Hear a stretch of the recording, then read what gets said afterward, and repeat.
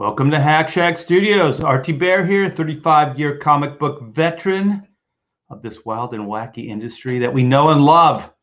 Comic books. Comic books is my entire life. It's been my life since I was a wee child, and then as an adult, I actually make a living. I make a living drawing and writing comic books. Pretty amazing. Pretty amazing. There are some people that are doing some wacky stuff in the industry right now. This is going to be a Q&A as well. I'm going to show off some of the T-Bear Vault. We're still moving stuff around and packing, getting ready for the big Texas move. The house, just to give you guys an update, we did get the, what do they call that, assessments on the house. So that all looks good. Everything looks good so far. So everything's moving forward. It's just taking a little longer than it actually should, the banks and all, to secure the loan. So we have three houses, three properties that two of them we made an offer in Texas, and one of them our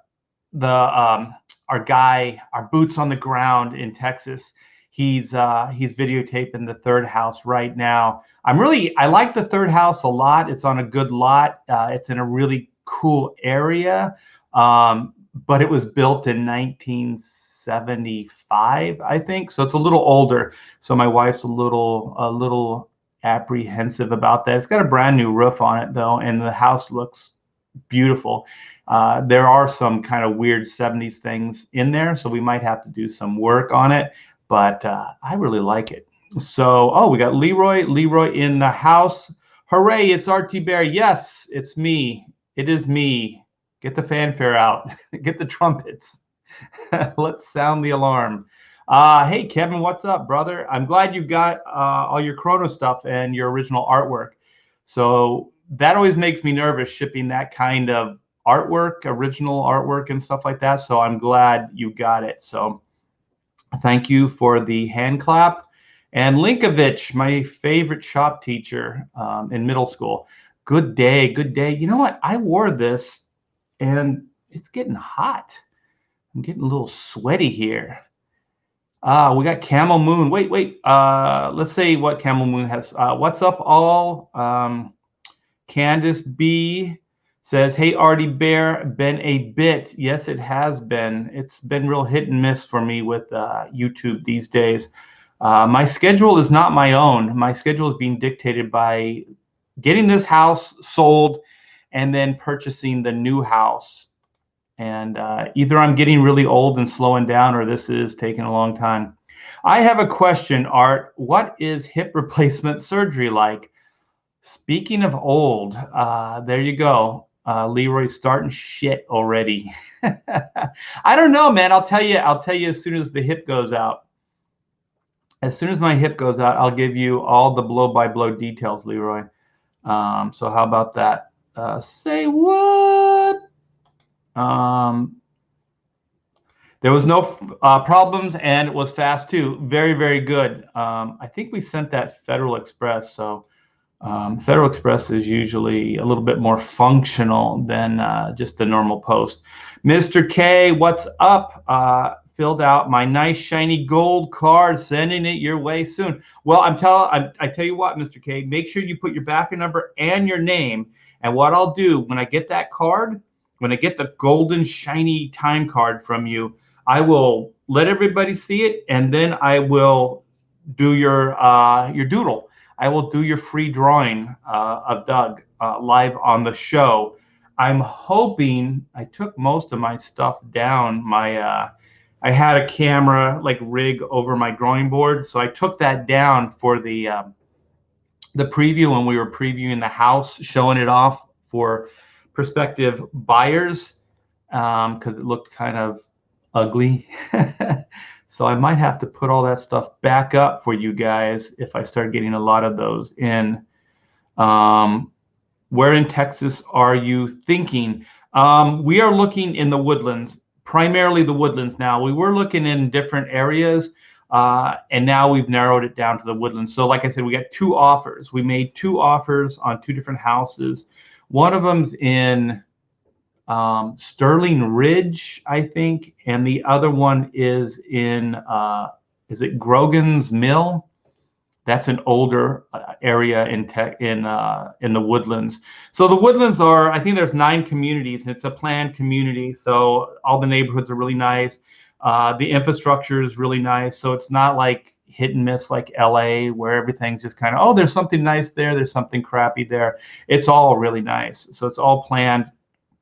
And so those are the 2 areas. I forget the other one. Oh, the other one's Alden Bridge, I think. So Alden Bridge is up top, Sterling Ridge is bottom, and Grogan's Mill is closest to like the older area of the Woodlands. So that's kind of the plan. I'll give you guys more details. I want to show off some of the houses and stuff, but maybe I'll do a just a show based on that.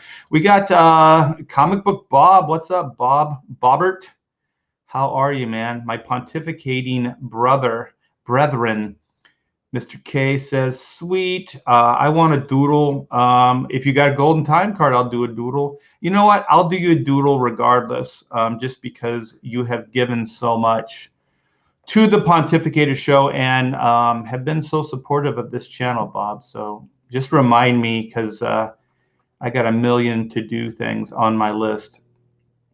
Oh, Camel Moon's in Austin.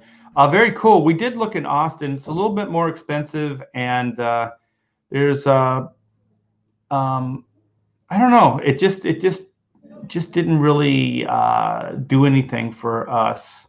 I wanted to be more like southern, where there's bigger trees, and the Woodlands is kind of in a forest, actually. So they built like neighborhoods and stuff inside of a forest. So it's really pretty and it's really nice. All the southern states are the best states. Yeah, it's the southern part. It's Houston area, like above Houston. So we're not quite in that hurricane zone or in a floodplain. So it's up a little higher. So it's in a good area. Yeah, the Woodlands is outside of Houston. Yes, it is. It sure is. And I'm looking forward to it. But, you know, Austin, oh, Austin sucks. Yeah, I didn't really, I visited, I've done a few conventions in Austin, and I actually have a lot of friends that live in Austin. So I wanted to live there just to be close to friends and things like that. But it's more expensive and you get a lot less. And I didn't really like the idea. It does have some charm, but it's just not what we were looking for. I kind of want something really different than California, and it kind of reminded me a little bit of California. Yeah, I'm easy when it comes to you, Bob, but only you. You are the only one. So yeah, just remind me, and I'll do a Doug drawing for you, Bob, at some point. So yeah, so I went through the vault. I found some stuff. And you guys feel free to ask some questions, because this is a Q&A. I was kind of hoping somebody would ask some questions about the Dan Slott situation at Marvel and the Disney 616 or whatever the hell it is, their documentary shows. They got like these little documentary shorts, if you haven't seen them. I started trying to watch one the other day, and I found it kind of boring. But apparently they did one on Marvel, the studios, like the comic book, you know, offices, and it's Tom Brevoort and Dan Slott, and they kind of, I don't know, I don't think this looks good for Marvel as a publishing company. It doesn't look good for comic books.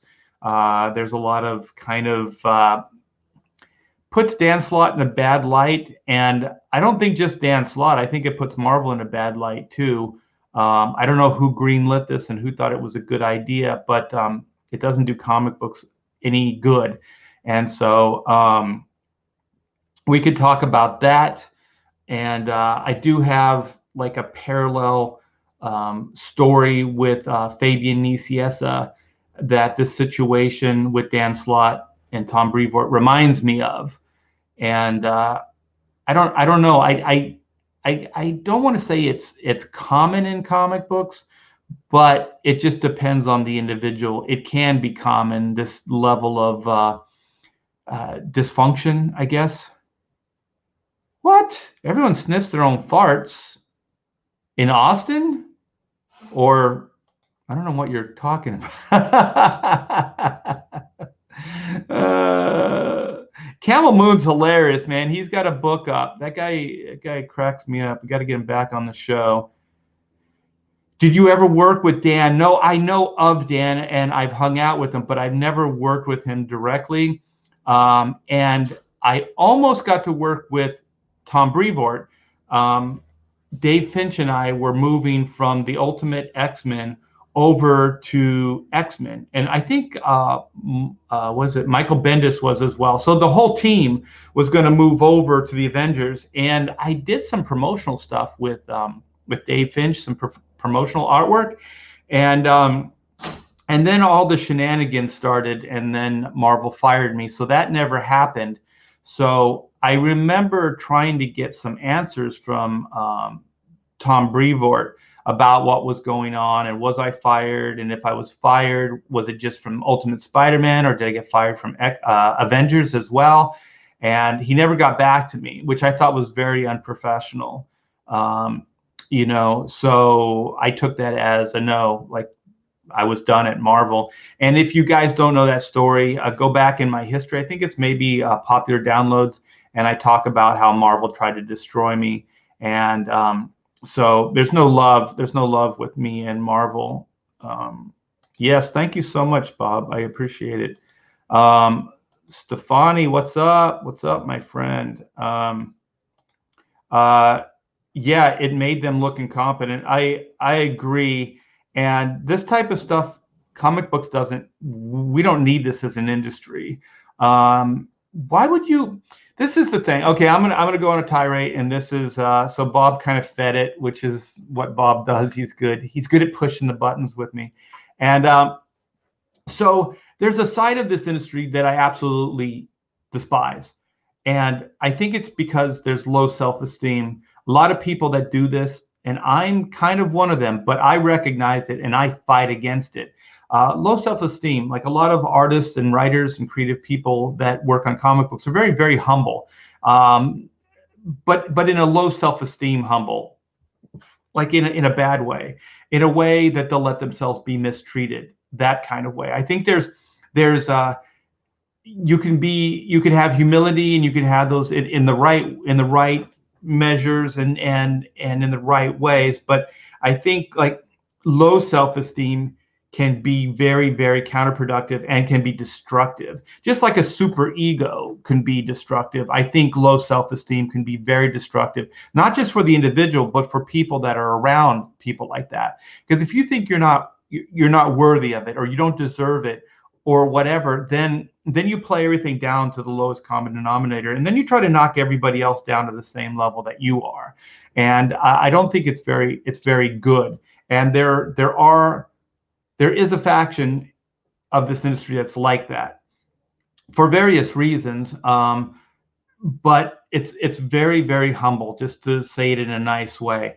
And so I think like this is one example is the comic book industry don't mind people making fun of the comic book industry. They're just kind of flattered that people are even acknowledging them. Like there was a Mad Magazine cover, and I was at San Diego Comic-Con, and the editors and people were showing it to me, and I forget what was on the cover, but it was kind of putting comic books in a geeky, bad light. Like they were making fun of not just comic books, but comic book fans.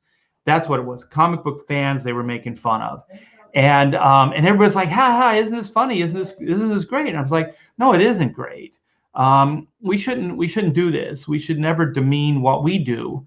And we should never demean the people that are supporting this industry. And then I just remember, you see like rock stars, or you see actors, and for the most part, they go, I'd like to thank God, and I'd like to thank all of our fans and people that supported us. That's how they talk. They talk like they're very, very respectful to the fan base, and they know that the only reason they're there is because of of the people that are supporting them. And I think that like performers and like stage performers, people like that, they understand it more because they're in front of those people and they get the direct feedback. Comic books were removed from it unless you go to cons and stuff like that. But usually, if you have one of those either like super egos or destructive egos, then it just feeds it. It just you double down on the same kind of attitude.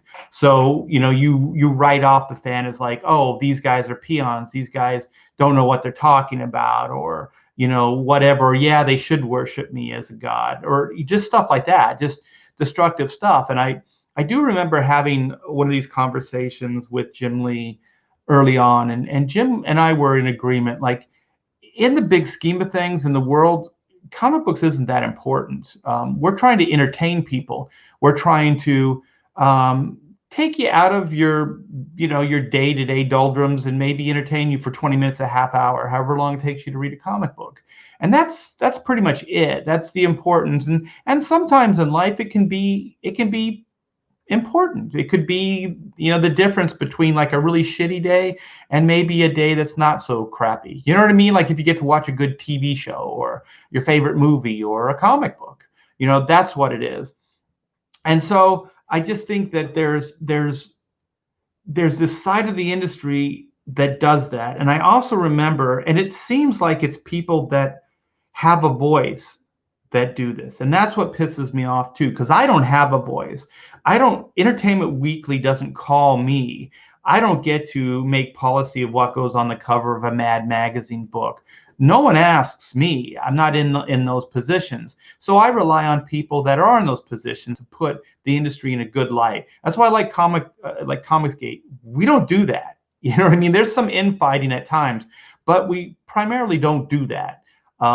We lift each other up. We lift the industry up. We praise you guys for the support of these books. We don't do that. And so, I remember, and I've mentioned this before, but it really, really did ring true to me. It had impact. I used to subscribe to Entertainment Weekly. It used to be a tax write-off, so I had a subscription to every magazine every month. And so I remember reading it, and it was an interview with Mark Waid, and Mark Waid referred in this article to the fan base as kind of like man babies in their basements, in their parents' basements or in their mommy's basements, like just really like demeaning the people that support him.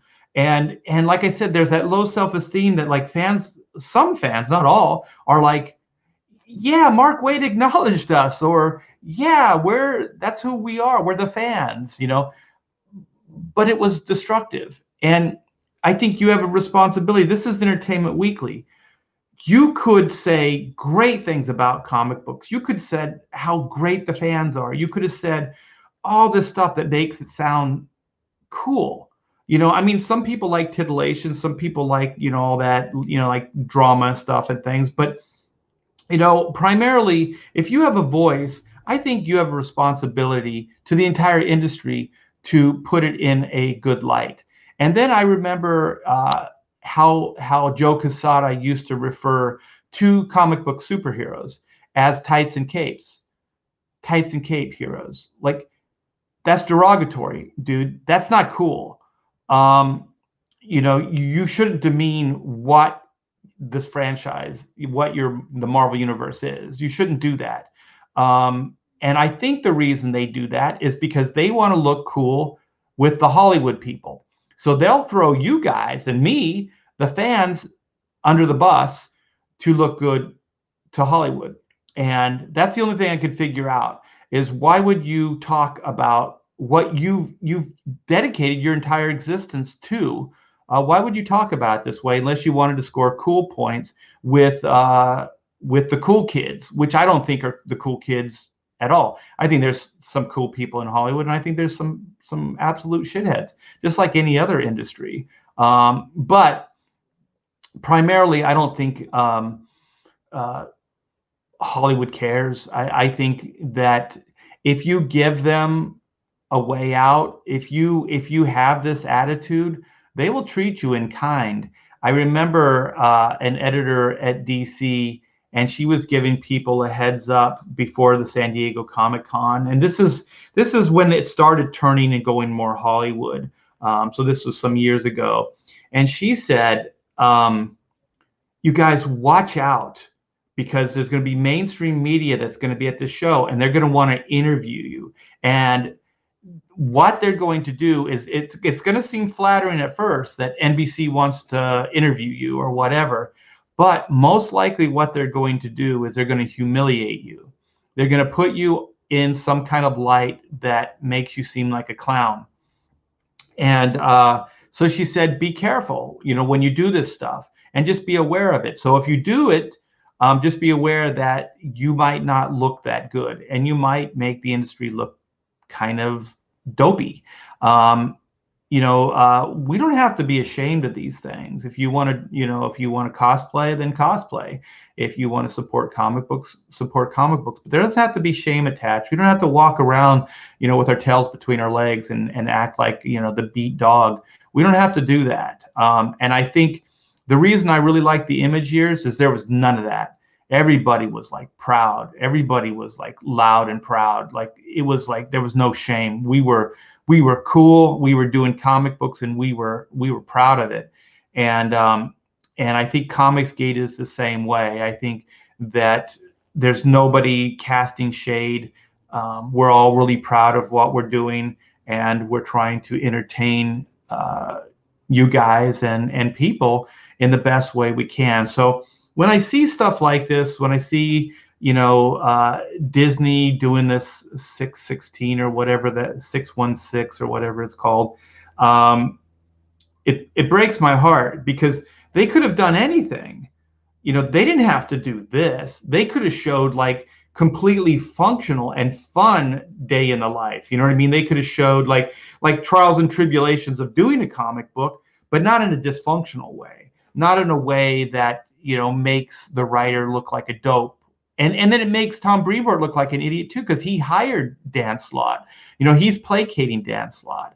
So, I just think that these kind of things don't make the industry look good. And it was hard for me to leave the mainstream. It was hard when I was fired from Marvel. It was hard not to go back to Marvel, or I remember having a conversation with Joe Quesada, maybe a few months after I was fired from Marvel, and told I would never work there again, by the way.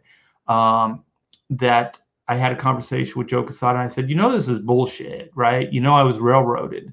And he said, yeah, he knew that it was bullshit, but he didn't mind a good man being thrown aside.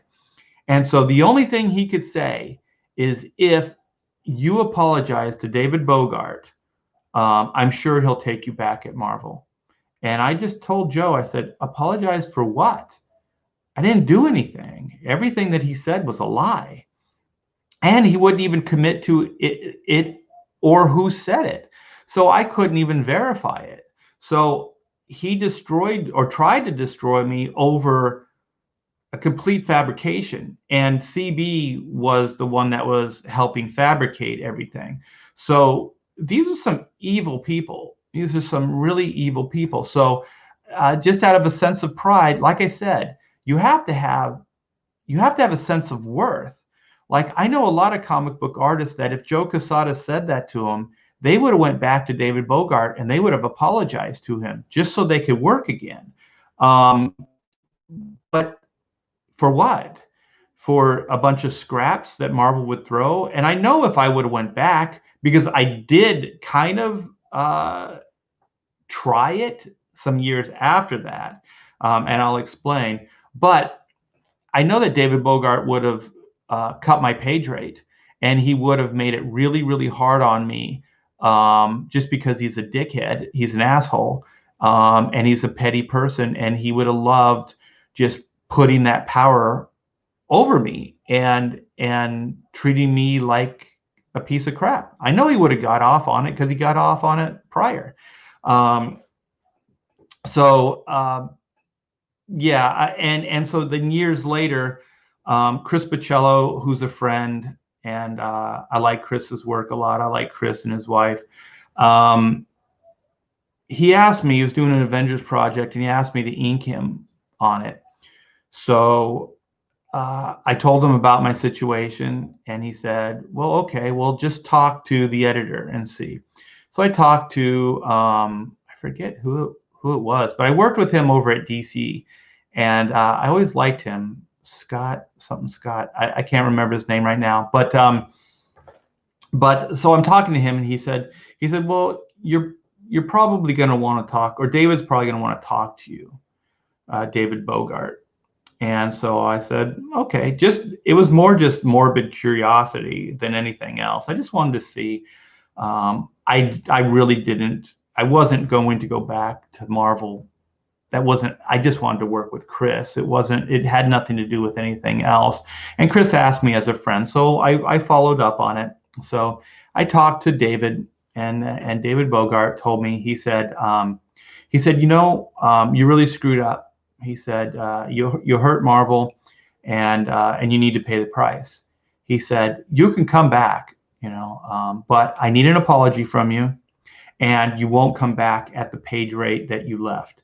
This was already like 5 or 6 years after I had left Marvel, or after I was asked to leave Marvel. So I was thinking, you're going to hire me at less than I was getting paid then? Years have passed already. That's not even the industry standard anymore. And so I knew that he was going to treat me like crap. And then, I told him, I said, I don't even know what I would apologize for. And so I tried to force him to explain why, and he couldn't. He just wanted to power trip me to apologize to him. He didn't even know what I would really be apologizing for, other than I hurt Marvel and I wasn't working in Marvel's best interests, or whatever his bullshit reason was.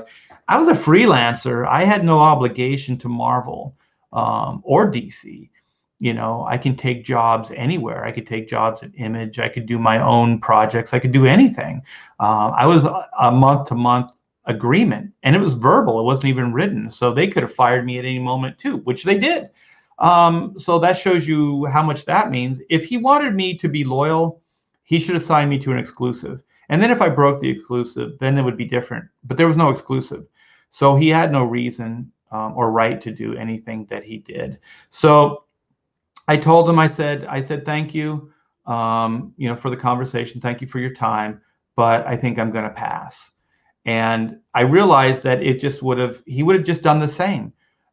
He would have gloated that he reduced me to a sniveling little rat that would do anything for him and for the company, but mostly for him. This wasn't even company. Joe Quesada wasn't behind me getting fired. He just didn't stand up for me. And CB knew the truth, but he didn't stand up either. He just perpetuated it with David Bogart. So I know I went off. I wasn't going to tell that story, but that's kind of the story. And so that's why I have a problem with like Dan Slott and Tom Brevoort. Like, if they should have never even got into this. When those cameras went on, they should have just said, we're not going to do this. This is not good for our careers, and it's not good for Marvel. But they didn't. They got all hung up that there was a camera there, and they just felt like, well, we'll just play this up. I don't know whose idea it was to talk like that in that 616 documentary, but it wasn't good. It wasn't good for those two guys, and it wasn't good for Marvel. So that was a lose-lose scenario. And that's why there's a faction of this industry that needs to step up. And even if you don't feel it, don't let yourself be humiliated. Don't let yourself be talked down to. Yeah, it's comic books. Yeah, it's fucking silly. What we do is silly. I'll be the first to admit it. But it's silly fun, and I love the hell out of it. And there's nothing else I would rather do with my life than do what I'm doing, which is apparent after 35, 36 years, and, a childhood of reading comic books. So, I love this industry, and I don't like it being treated like that. Tights and capes, derogatory things, letting the media humiliate us, make fun of us, just so we could get a little attention. No, no, that's not the way. That's not the way to do it. They shouldn't have let that thing happen. Tom Brevoort should just said no, we're not doing this, and Dan Slott should have said no. I don't care how you feel about those two guys. I don't really have feelings towards them one way or another. Neither one of them have ever done anything to me. I know that Dan Slott and I think even Brevoort has said stuff about Comicsgate, but who hasn't, and I think that comes from, low self-esteem too. They see this as working. They're going to rip off the idea. They're going to try to do it without the controversy or without, the Comicsgate way. They're going to try to find a way around it because they know that the business model works. But what they're going to soon find out is they're going to find out that the Comicsgate business model is the Comicsgate business model. You can try to replicate it, but you're not going to get a bunch of people, creators and support from you guys like this. This has been ongoing. This came out of a cause. This came out of a deficiency in the industry. Lightning isn't going to strike twice this way. This is as close to an image boom as we're going to get. And I think we're still at the beginning phases of it. Personally, I think we're going to have 10 years. Most of these type of situations go about 10 years. And I think that what we're doing with Comicsgate right now is strong enough that it will sustain us for 10 years. And the ripple effects will continue throughout the industry, just like Image and anything else that happened. But this is definitely, in a way, it's legitimizing crowdfunding. And the reason I say that is because 2 years prior to me, working and supporting Comicsgate and being part of Comicsgate, I crowdfunded. And when I crowdfunded, it was kind of like, why are you doing this? Like nobody saw any merit in it. Nobody thought it was worth pursuing. And they thought it was e-begging. I even had people tell me, like, this is e-begging. You work for Marvel DC. DC. And I said, it's not e-begging because it's the only viable way I have to get my own projects out. If I went with Image or any of those other, you have to pay a significant amount of money. If you crowdfund, you just pay a percentage to Kickstarter, which is who I went with at the time. So, yeah, I should kind of see what you guys are talking about. And I apologize. I kind of went off on a little tirade. I still didn't tell the Fabian story, which I will, because it does kind of overlap a little bit with the Dan Slott situation. And I do have some cool stuff I want to show you guys from the T-Bear Vault. So stay tuned. Bump, bump, bump, bump, bump, bump, bump, bump. Hey, I'm a comic book fan. Yeah. All right. Bob always has good insight. The problem is he is a competent writer, but is nowhere near good enough to offset the fallout from his BS. Every book he touches and injects crap into suffers. I think you guys are talking about Daniel Slott. Okay, maybe this is the start of it. Dan Slott will never quit. He has no shame and enjoys being a troll too much. He'll do anything for that check. Yeah, we'll see. I did read, what was the one he did with all the different Spider-Mans, the Spider-Verse stuff? I thought that was fun. I thought it was okay. I don't know if I read the whole series, though. I think I just read the trade. Let's see what Jasper has to say. I just listened to Liefeld's podcast where he spoke about creating Deadpool. He didn't mention Fabian's name. I just referred to him as the scripter. Do you think Fabian deserves credit for Deadpool? That is a great question. That is a really good question. I wasn't there really for the creation. And I do know that Rob gets very, very territorial. Like he felt the same way with Cable.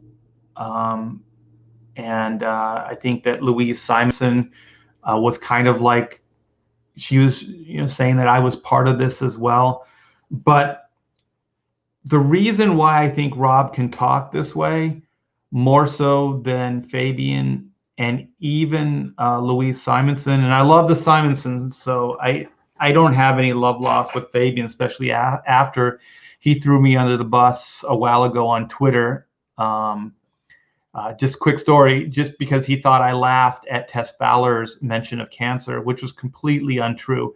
I did not laugh at that.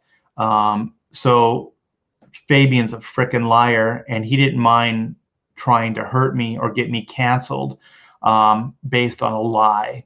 So there's no love lost between Fabian and I. And to be honest, I think we always had like a love-hate relationship, even when we worked together on Cable and X-Men, when I was penciling X-Men and Cable. So having said that, I think that Rob feels very, very territorial and protective about those characters. And I do know that Rob brought those characters to them. It wasn't like Fabian scripted Deadpool. Like he didn't create Deadpool on paper and then go, hey, Rob, can you create a visual for this? Rob had a pretty dimensional character already. He had the bones, the DNA of the character, Cable as well. So I think that's why Rob feels the way he does. And I don't know. I maybe if I was in this situation, and he gets a lot of things more behind the scenes than we even know.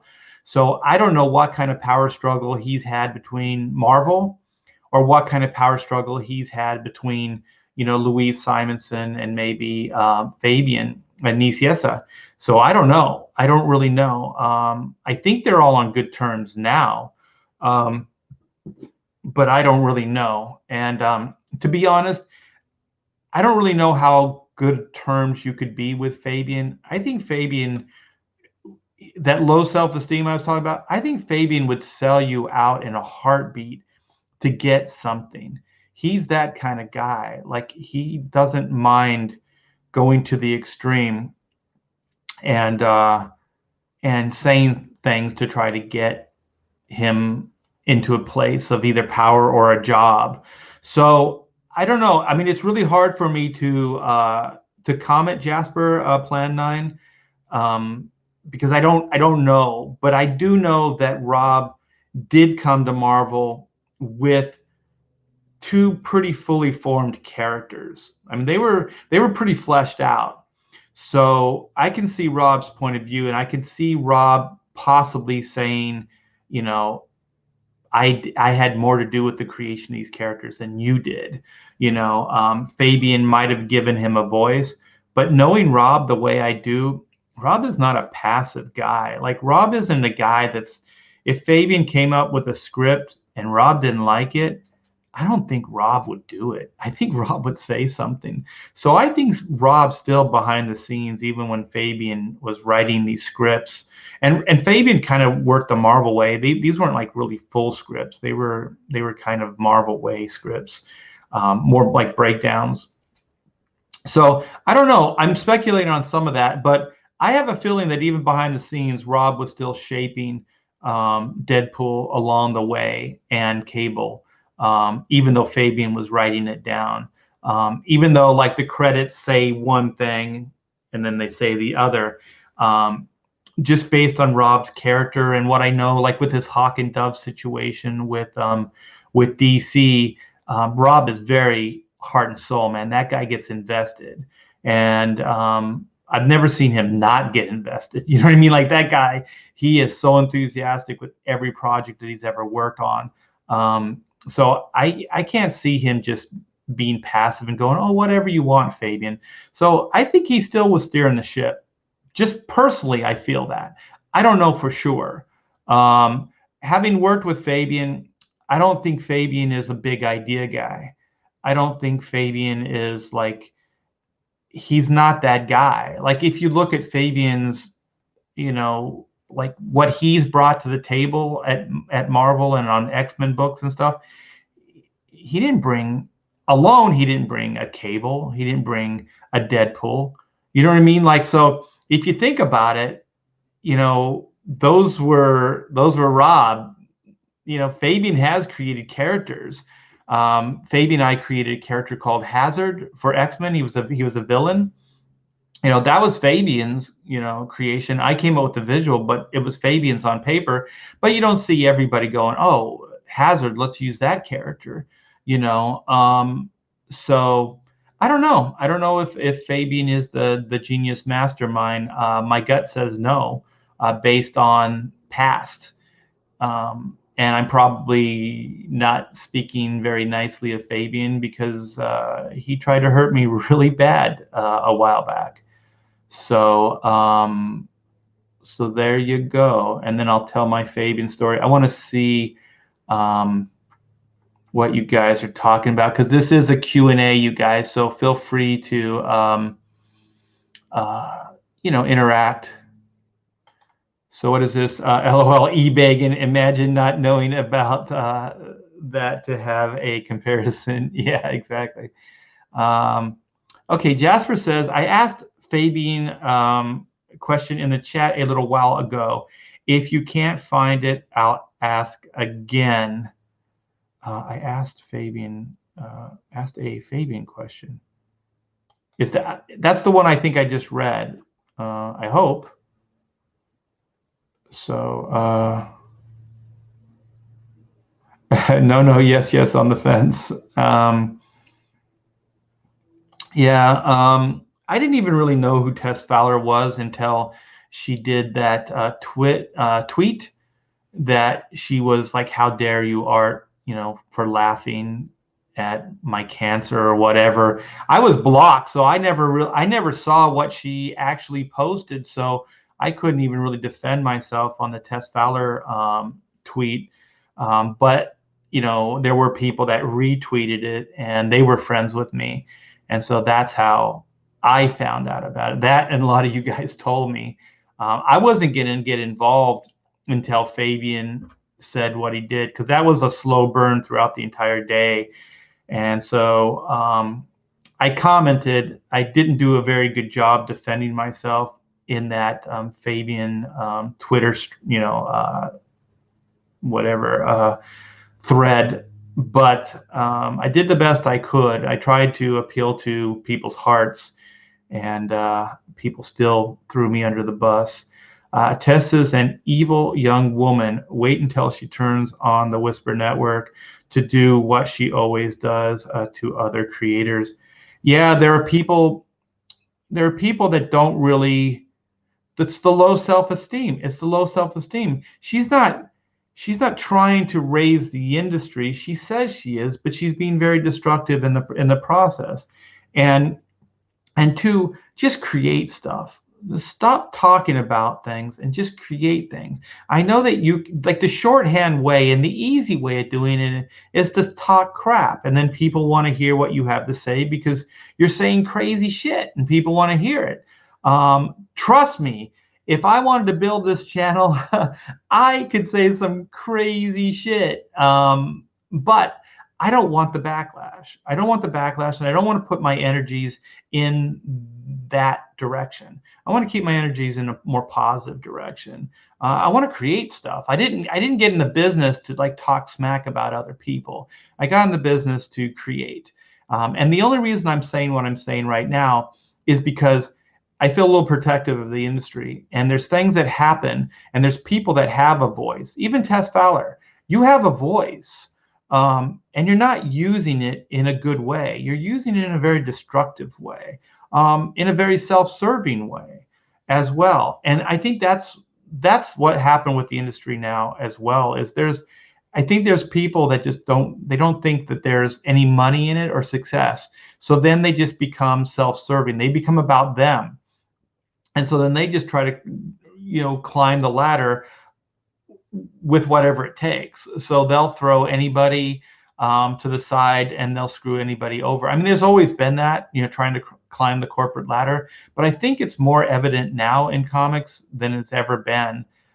Maybe part of it's social media, but I don't remember it being like this before. People were kind of just wanted to do comics and tell stories, and when we'd get together, we would just talk about comic books. We wouldn't talk about who's screwing who, all this sensationalist crap. So I don't know. I don't think. I think it is a different industry, and I could go off on another tangent, but I want to try to keep it somewhat focused, unless you guys have a question that takes me into a different direction, which feel free to do. I met Fabian in Dallas. He was very kind to me and my family, but I saw his Twitter interaction with you. Yeah, Fabian is he's always been nice to me, like to my face. My Fabian story is this. Okay, and this might give you an insight on Fabian. So we worked with each other on 2 issues of X-Men. So we followed Jim Lee on X-Men. Not a good place to be, but we did the best we could. So like I said, we created that Hazard character. So it was a two issue story arc that had to do with this character and his past with Xavier and things like that. So we did it, and then Bob offered me Cable, and Fabian was going to write that. And Fabian was an editor and a writer at Marvel, so he had his own books. So he was editing like Wonder Man, some other books, and so then he was writing some of the X books and other people's books as well. But he knew where the money was, so he was really wooing Bob Harras and trying to get into the X office. And I think Bob saw that Fabian was kind of gunning for things. I also thought when Bob got fired that Fabian was going to get his job, but apparently Fabian, I think people had Fabian's number, so I think that's why Fabian didn't get the job. I don't really know the details of it, but he seemed like the guy that would take over for Bob Harras. But anyway. So Bob, asked me to come in on Cable, and so I told this story the other day with like DC and Marvel, and there was a lot of things happening at the same time. So I was going to do a Nightwing miniseries. I was going to do some Teen Titans stuff for DC, and so the Cable thing wasn't really cemented. It was just kind of an offer, but it wasn't really like solid. And so then as it developed, it became more solid. And so, the DC stuff fell through. So I took the Cable job. But when I took the job, the first issue script wasn't even finished.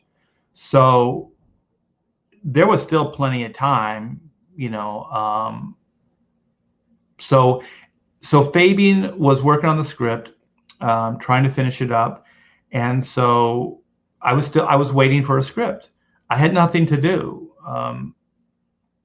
I did some stuff, fill-in stuff, but I had nothing really to do after X-Men. So I had a little bit of downtime. So I'm waiting for the script from Fabian, and I'm trying to remember this as accurately as possible. And so then waiting, and so a lot of the Image stuff was progressing at that time. So I think I was taking a lot of meetings and hanging out with Silvestri and Jim Lee and Rob Liefeld, and all that stuff started kind of taking shape around that time as well. And so I just remember waiting for the script, and then it went from like a 22-page story to a double-sized issue. So the first issue is going to be double-sized with a wraparound. So this is all kind of creatively happening organically, but it's taking time, right? So I just want you guys to remember the time element, because that's going to be crucial. So then we progress. I'm not sure if I got the whole script overall or if I got like pieces of the script, but I remember not really knowing the conclusion to the story. So anyway, so now I'm drawing. So my job was to draw and ink the book. So I was doing double duty on a double size issue now and trying to make the schedule because I think it was on schedule at that point. So so I'm trying to make this stuff happen. Everything in that book, in that cable, that first issue was created from scratch. There was no real world anything. So it was a future world. It was Cable's world. So I had to draw everything from scratch. So I had to create a bunch of new characters. I had to create this world, redesign Cable, all these things. So there was a lot to do in a really small period of time. So I did it. It was a little late, but I don't think it missed shipping. I think we got it out on time. So the big problem about like working this way is the first issue goes out, the next issue has to come out the following month. So that puts pressure on the consecutive issues. So it becomes a domino effect. I remember once Whilce Portacio told me on X-Men, it was Uncanny X-Men. He goes, we inherited a bad schedule.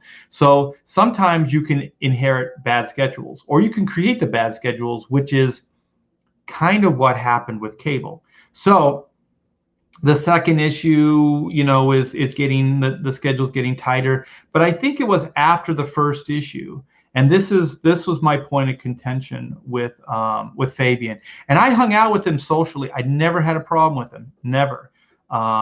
He was always very cordial with me. We went out to dinner. Like when he would come to LA, we'd hang out. Pamela would join in. I don't think Pamela ever liked him. She gave me like some early heads up that he's probably a little bit of a weasel and that he'd probably screw you over if he had a chance. And I do remember having conversations similar to that. And so it was Wizard Magazine. So now I'm working on Cable still, but I'm working out of the Extreme Studios offices. So I had an office there. So I'm working on Cable while at Extreme Studios, which is kind of weird and ironic and funny, I guess. But Wizard, the new issue of Wizard came out, and it was an interview with Fabian, and he was talking about Cable and all this stuff. It was a huge hit. Like Cable 1 was a huge hit. So let me get this before I always kind of go past these super chats. Thank you so much, Donut Swan, for the $5. I do appreciate it. RT Bear, living legend, listen closely, kids. Absorb this wizened elder statesman's wisdom. Oh, I like that. I like that. So I just saw this. Arthur, how old are you? I'm ancient. I'm old. I'm almost 60. I'm almost 60 years old. And so I've worked in this industry for 36 years at least, maybe longer. So thanks again, Donut Swan. I appreciate that. So I'm reading the interview with Fabian. And so then in the interview, I don't know. I don't think it was even asked of him. He volunteers the reason the book's late. Just out of the blue, he volunteers it and says it's because of me. He doesn't say because he's doing so much detail, all this other stuff. It was very, very, it was nasty. It was nasty. And he was trying to save himself. Like, oh, the reason the book is late is because it's Art's fault. It's not my fault, right? So he's getting out in front of it. He's creating the narrative, and he's throwing me under the bus. So that was my first heads up that Fabian was not a stand-up guy. And I'll tell you right now, it hurt. It hurt real bad because I was thinking, hey, we're a team, right? We're a team. But this is what people in this industry do. They have little self-esteem. And to build themselves up, they have to destroy other people. And so he took a shot at me in Wizard, which was a big magazine at the time. It was huge. So, now it's public knowledge. Oh, Art screwed up the schedule. The reason this book is behind is because of Art. Yeah, I was a contributing factor. I'm not going to lie. But you took forever to write that story. And I remember having conversations with Bob Harris, and he was not happy with you. You took a long time writing that first story. So it took two to get to that point. That book we could have been, a lot further along with it if you would have come in with a script that met with Bob's approval, and you could have figured out this stuff a lot quicker, which you did not. So that is truth. So, I know if I got into a debate with him, he would be able to argue his point of view. But once again, even if he's 100% right, okay, let's just hypothetically say he is. He's not, but let's say he is. It's still not good to throw your partner under the bus like that in a publication. It's not cool, man. It's not cool to do that. I would never have done that. The only reason I speak out now is because I don't give a shit. I've been, I think anybody who's been in this industry as long as I have has been hurt by the industry, and almost to the point of being destroyed by the industry. This industry has pretty much rocked me to my core at least 2 to 3 times, to the point of like not getting back up off the floor after being KO'd. And that's what this industry does. This industry will use you and abuse you. And you have to set the parameters. You have to have that self-esteem. You have to go, enough's enough. You have to step up. You have to go, this is not okay. And this industry does not say that to the powers that be. They take whatever gets thrown to them and they make it work. And that on some level is good, but how good is it when you're being exploited? When a lot of the industry is working under poverty level, they're not getting paid that much. There should be a hazard pay. There used to be, if an editor asked you to do above and beyond, it was called hazard pay. They would pay you. Now they just expect it. When I worked on the X-Men books, we went above and beyond, but the royalties reflected it. So we weren't doing it. We were killing ourselves, but we were killing ourselves for really good money. So most of us didn't mind it. But there are people, and I have done the same, where you kill yourself for a page rate, just a page rate, just to keep your integrity and just to get the book done and get it done on time. And that's bad. that's not good. Oh, thank you so much, Michael. I appreciate it. Yeah, it's all my diet and exercise. Yeah, that's why I look this good. Art went to grammar school with Joe Biden. Yeah, I don't speak very well. I don't care though. I don't care. So well, I mean, the good news is if that's the quality, then I could be president. So I know what you mean by this grammar school. You mean like I'm old as Joe Biden. I'm sorry. Wow, that one went right over my head. But yeah, my grammar isn't very good either. You guys, I just like fly through these things. EVS is also looking 60 these days. I think that was not a compliment. Donut Swan says, if you hate him, I hate him too. Yeah, I don't know. I mean, hate's a strong word. I think at the time when Fabian wrote that tweet, I didn't like him, but I didn't expect anything from him. He's done stuff like that before. I think what hurt more is the dogpiling that happened in the tweet, where some other industry professionals, some people that didn't even know me, some that I would call a good friend, actually dogpiled and were like, how dare you, Art? You're better than this. I love how they say that. You're better than this. Am I? Yeah, I'm better than this. I didn't say it. You guys are lying. So yeah, I am better than this. I didn't say that. In art we trust. Well, yeah. Yeah, I mean, I try to keep my word. I think this Comicsgate stuff and the world that I'm trying to create now, this little world of like crowdfunding and doing stuff like that on my own is something that even though I was there when Image was doing a lot of the stuff that they were doing, um, I didn't I didn't really know how hard it was. Not hard, it's not hard, it's just time consuming. When you have to promote, you have to work with all the different vendors. There's a lot of different things that you have to do, and it all takes time. So for me, everything just comes down to time. None of it's hard.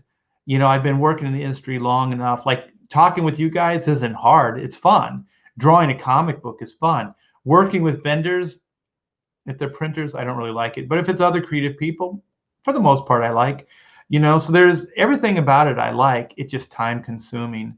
So that's the part that I underestimate big time, just because I've never done it, and I don't really have the experience. Thank you so much, Leroy. Leroy didn't even ask a question, just $3. Thank you so much, brother. I do appreciate it. Art has great hair. I don't know. It's kind of weird right over here. It's kind of doing. Wait, I just made it go up. This is what I look like just getting out of the shower. Oh shit. Thank you, Donut Swan. Much appreciated. You guys, thank you so much for your generosity. You do speak well. Just meant age. Yeah. I got it. It's just I'm a little slow sometimes. Um, Michael, thank you so much. Super chat. Can you draw like the old great Sal Buscema, Kirby Ramita, Trempe, and more Ditko? Also, your book shipped on the 6th of November, but still in transit. Worried a bit. Give it a little bit of time. I think you're talking about the Chrono Mechanics. Still give it a little bit of time, Michael. And like I don't know, give it a week. And if you haven't, then get a hold of us through the Indiegogo site, and we'll look into it. Pamela's really good at customer relations, so she'll look into it, and we'll figure it out for you, Michael. So thank you so much for your generosity. And can you draw like the old greats? I think I could emulate them to a certain point, but I don't think I would want to. I have worked with Sal Buscema on a Spider-Man book. I got to ink Sal. Major high point, because Sal was like big time part of my childhood. He did so many Marvel books that I have. And then Kirby, I got to ink Jack Kirby on a tribute book after he perished, after he left us. Excuse me, after he left us. And so I got to ink, I think, the Falcon. So that was fun, and I kind of inked it in a very non-traditional way. Let me see. I might be able to find it. Hold on. Let me see if I can find it. Doot. Favorites, posts, gallery. I think it's here. Let me see if I can find it. Yep, there it is. Okay, I don't think I can blow it up, but Deviant is the easiest thing I can find. I could probably go to Instagram, but Instagram cuts images off as well. So just to show you, I took great pride in inking this. And also, this has been mentioned as a standout in that book. It was a hardback book, and the idea was there were a lot of character drawings that Jack Kirby had penciled. So I think it was Roz, and then the Image guys, I think like Rob and Todd McFarlane and some other, maybe Eric Larson, kind of helped put this thing together. And it was a tribute book. I think it was to help out Roz maybe financially too. I don't really remember it. If you don't know who Roz is, that's Roz Kirby. That's Jack's wife. And so we got to, what, does this blow up? Yeah, it does blow up. Ooh, cool. And so we, like a lot of creators got to ink Jack Kirby, which was amazing. So I kind of did a little bit of like my own style over Jack Kirby. So I was working on black and white when I did this. So a little bit of that black and white style entered into this. And I remember like some fan magazines, and I know Tomorrow's did some articles, and they and the other magazines, they actually singled this out as one of the more impressive Jack Kirby ink jobs. So I think it kind of looked 90s contemporary along with like some of the traditional Jack Kirby isms. So I'm still really proud of this. Yeah, and I still have the original, so I'll probably never sell it. You can tell, okay, it's 1894, so that's the year Black and White came out.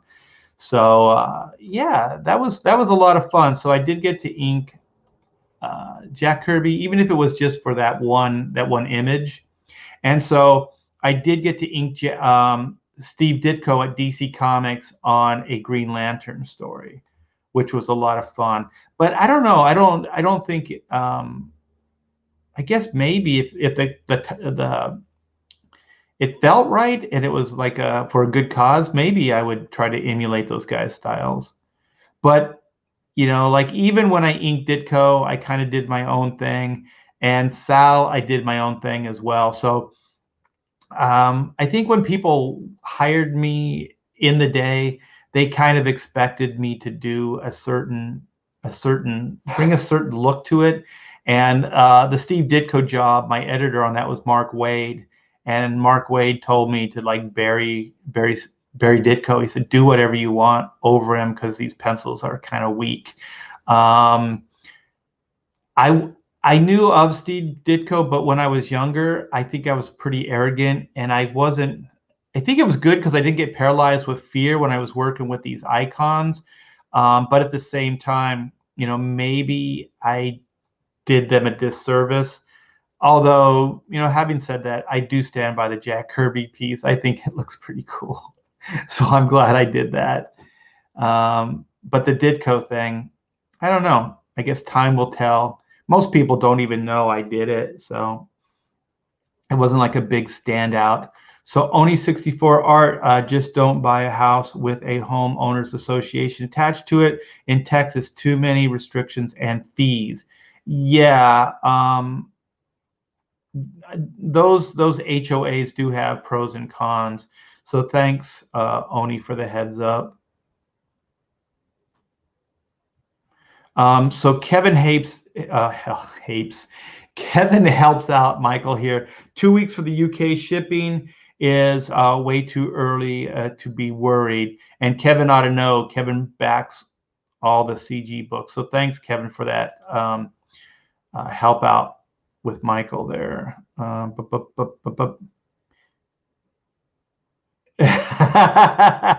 Hate is a strong word, so you dislike him with extreme prejudice. Yeah, let's just say I wouldn't go out of my way for the man. Okay, so let me see. Oh shit. Thanks again, Michael. I do appreciate.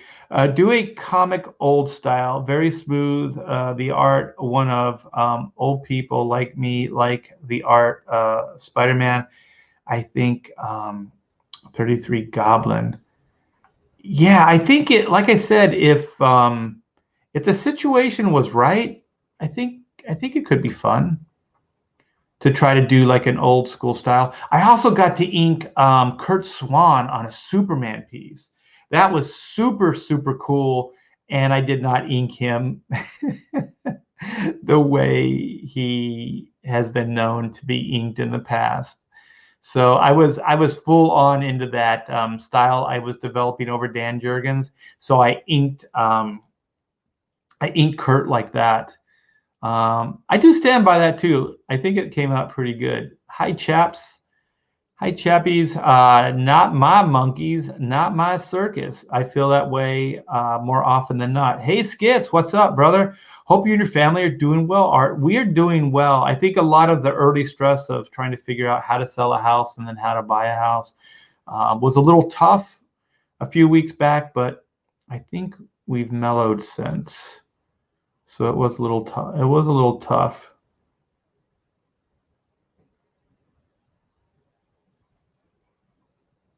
Oh shit. I don't. I guess I don't remember that. There's a lot of things that just blurs. They're just blurs. The Kirby piece is very nice. Kurt Swan is not your brother, is he? If he is, then you have to be his younger brother. Let's see what Jasper has to say about HOAs. The thing about with HOAs, you can't live somewhere without paying HOA fees if they're already in place with the rest of the hood. Yeah. The three houses that we made offers on do not have HOAs. But having said that, we live in an area here that had a lot of promise. It's called the Greystone area. So there was a theme to all the houses, and we never had an HOA. And so years later, people moved in and started painting their houses instead of grays and browns and black roofs. They started changing it. They were painting the houses green and they were painting them bright yellow. And the house on the corner is orange. It's like pumpkin orange. Like people started doing some weird ass shit. Like the guy across the street has like some hardscape put in that he did himself, and nothing's level. Like he didn't even use a level, and he didn't get it professionally done. So I don't know, sometimes HOAs are a good thing. I think they can be a little Stepford-ish, but at the same time, at least you have a voice if somebody decides to paint their house bright green. So I do like I said, pros and cons. So sometimes they're not always bad. Skits definitely does not have an HOA. Yeah, how are you going to keep the chickens and goats? I think Michael Skits Comics has him and his wife. They own a farm. They have a bunch of farmland. That's pretty cool. Unless they have a killer pool. It's weird. Some of the areas that we were looking at have community pools and community parks and stuff, but they don't have HOAs. So I know that your property tax in Texas, if I remember right, the property tax goes directly to schools and to your area. So it's not like California tax that I guess goes everywhere. They kind of funnel the tax into very specific places, which is good because it's like taxation with representation, which California sometimes the representation is pretty bullshitty. It's pretty seemingly arbitrary and nonsense. People hit that like button. Yes, please. Yes, please. So I'm going to start wrapping it up because I think I'm due for some lunch. And as promised, I did set the camera up, you guys, for this. So hopefully these will show because some of them are pencils. And I hope they show up. Yeah. And just know, as far as progress on black and white, I'm 20 pages into layout. So if it's 48 pages, I'm almost a halfway point on the layouts for black and white. And these are some of the layouts. So they're pretty tight. So they're just kind of little like thumbnails that I'm doing to figure out pacing and shots.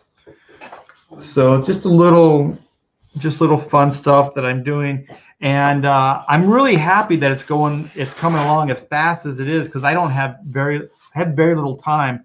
So I think sometimes when I'm just used to working with a gun to my head, so having little bit, just like little windows of time to work, I'm able to focus pretty concentrated on and get things done. So I'm really happy that black and white is moving forward, and I'm digging the story, the story, the pacing, the layouts.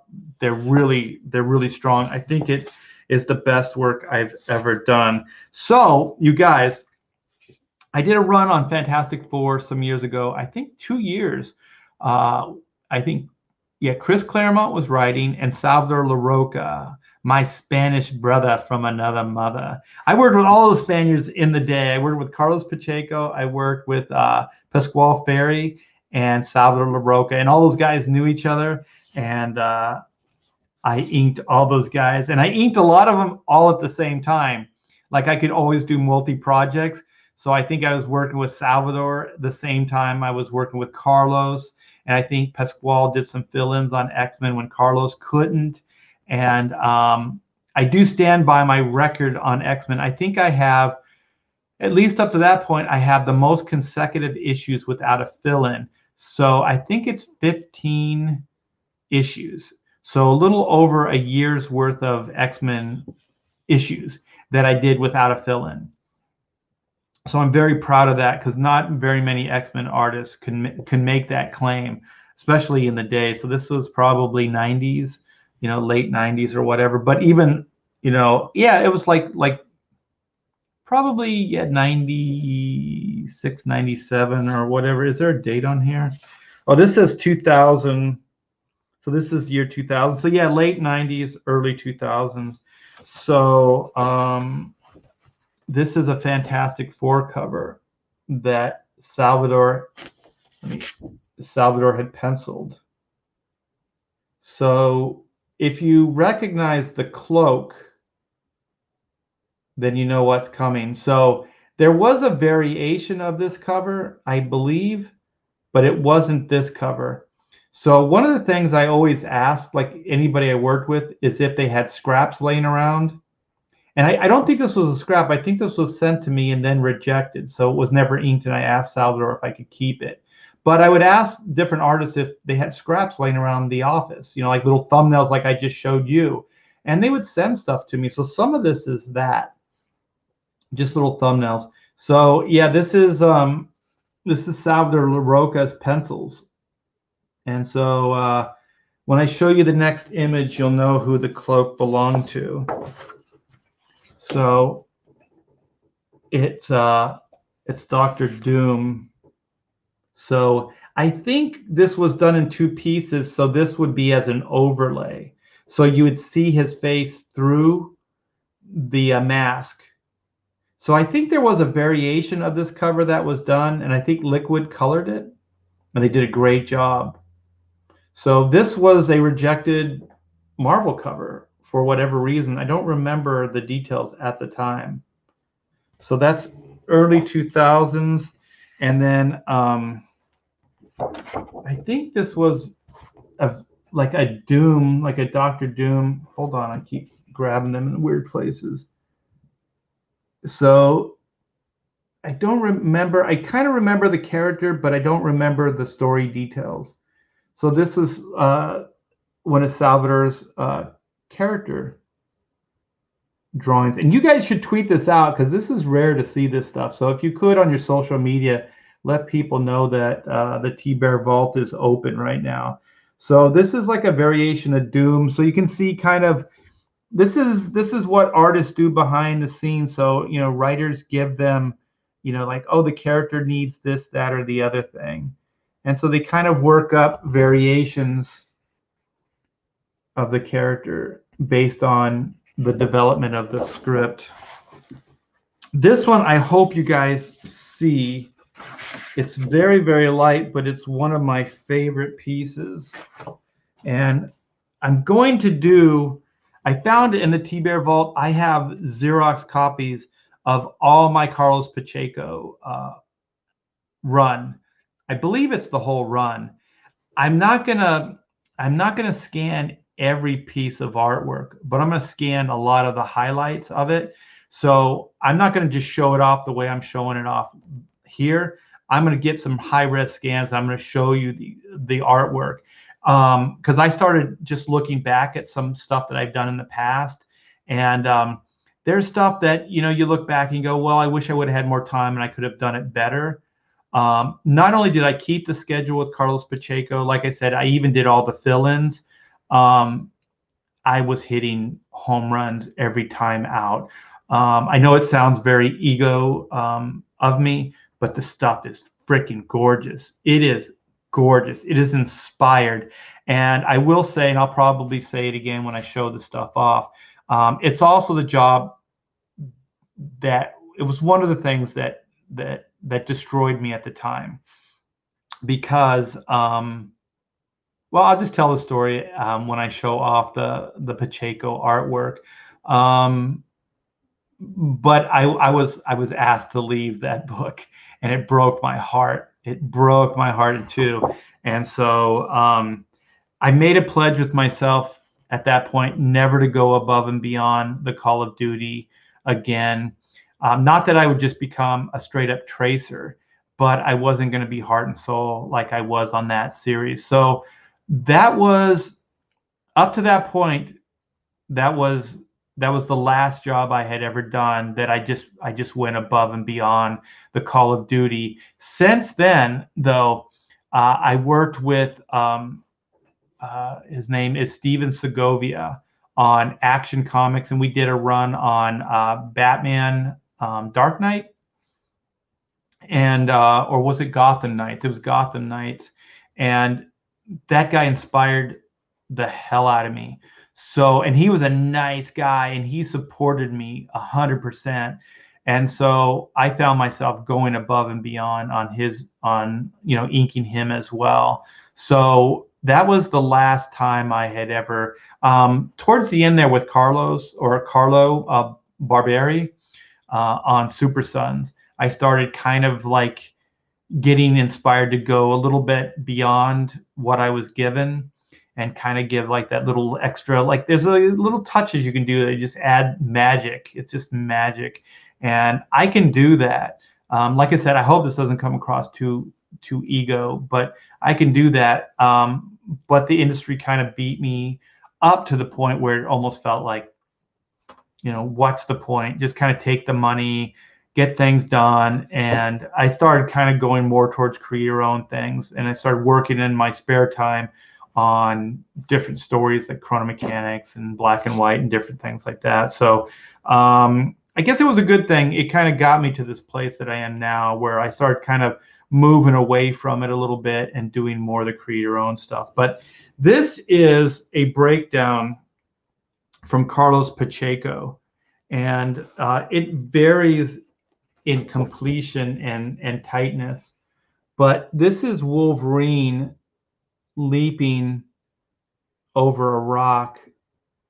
So he's leaping into the next panel. One of the things I thought Carlos, well, he always does good work, but I thought his X-Men stuff was beyond the stuff he did later. It depends on who you talk to, but he was breaking border panels. He was doing all kinds of fantastic, like outside of the box layout stuff. Just killer stuff that inspired the hell out of me. So that's Wolverine jumping, so you get to see him midair in the next panel. And then I'm not really sure what happens here. I think he's talking to Storm. I'm not really sure. But like I said, this kind of gets really loose. But I love this page. This is the good Marvel paper too. Yeah, so Carlos gave that to me, which was super cool. And he gave this to me as well. So this one you can see. So I think we were, one of the stories or something was like, let's play with the Cyclops design. So this was a variation on the Cyclops character design. So this is about the same time. So this is all ballpoint pen. So he penciled it and then kind of came in. I believe this is ballpoint pen. It looks like ballpoint pen to me. So it's pretty cool. Carlos at the time used to make heads kind of big, but I thought it was cool. Yeah. So this is a prize that I was able to find. in the vault. And oh shoot, hold on, I got to go back in the chat. I think I just saw a super chat. You guys, thank you so much, man. I appreciate it. Where was it? Vic King. Thank you so much. I like I said, I appreciate it. Hey, Art, what is AS? Is live. ASYL is live on Indiegogo. Dracula in an Asylum. I don't know what that is. I'm sorry, Vic. If this is your book or whatever, give me more details and I'll plug it in the chat or I'll read it out loud. I don't know what this is, but apparently Vic King it's either his book or he's promoting Dracula in an Asylum. I don't know if that's the title of the book. And I don't know what ASYL is. Is it an abbreviation of Asylum? I don't know. Sorry, man. He did draw a badass Iceman. That was one of my favorite stories too. I think Scott Lobdell was the writer on it. So please, Vic, give me more detail and I'll follow up on it. And thanks again for the super chat. So this is my buddy Jeff. Did he sign it?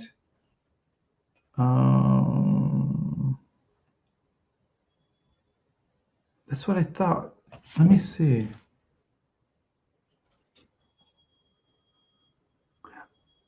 He signed it JM. He didn't sign it his usual way. So the JM is over here.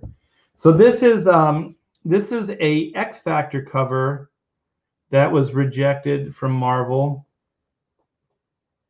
Is that Mr. Sinister or whatever? It's brilliant, man. I always love Jeff's style. So these are Jeff's pencils, and this was a never published Marvel cover.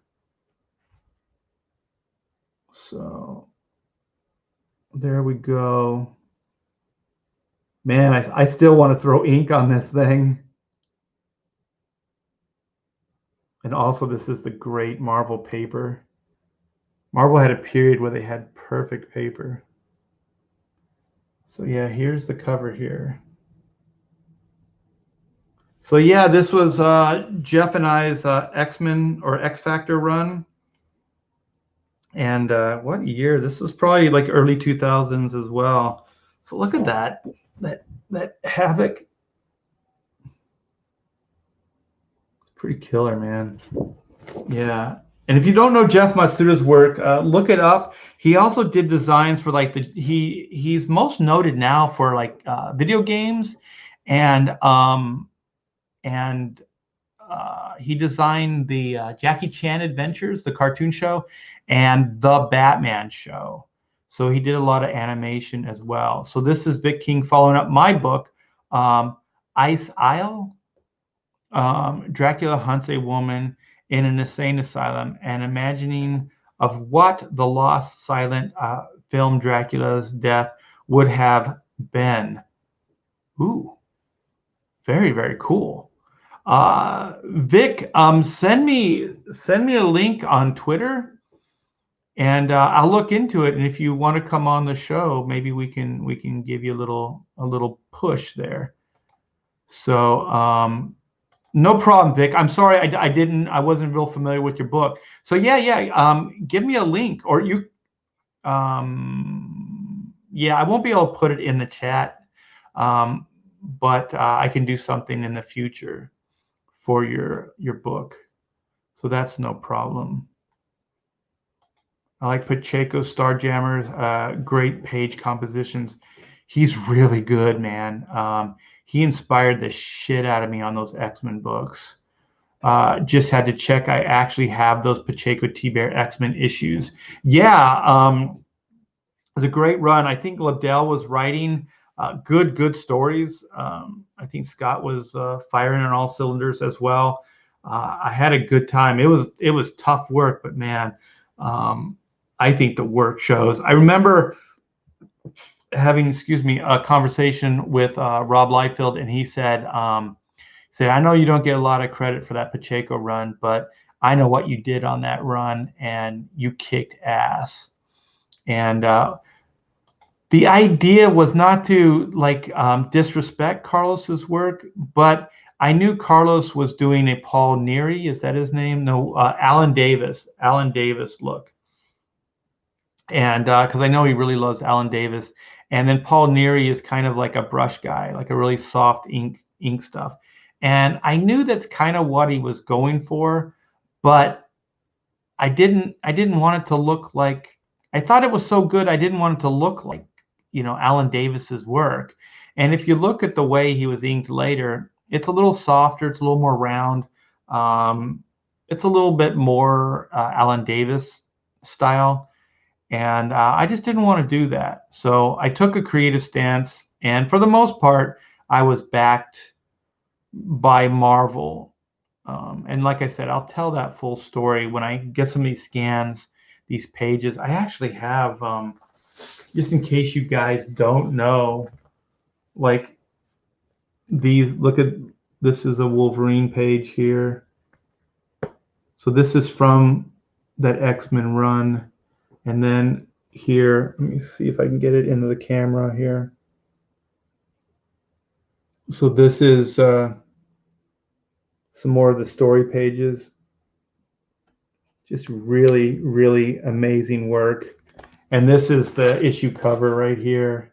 So I used to put books like this together to, because I just really liked the work, so I wanted to make sure I kept it. And could look back on it. I have 11 by 17 somewhere, but like I've teased you guys before, they're deep in the T-Bear archives or the T-Bear vault. So when we make the move and I start unpacking stuff, I'm going to try to put everything in order. So one, I can have access to it, because right now it's downstairs in the garage, just with a bunch of other stuff. The T-Bear vault has been kind of cleared out and just, you know, in the garage right now. Big Boots Wolverine. Yeah. It was a good time, man. It was a good time.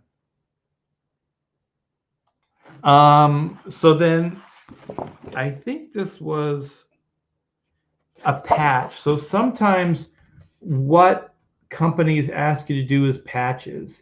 So they don't like a drawing or a character's wrong or something like that.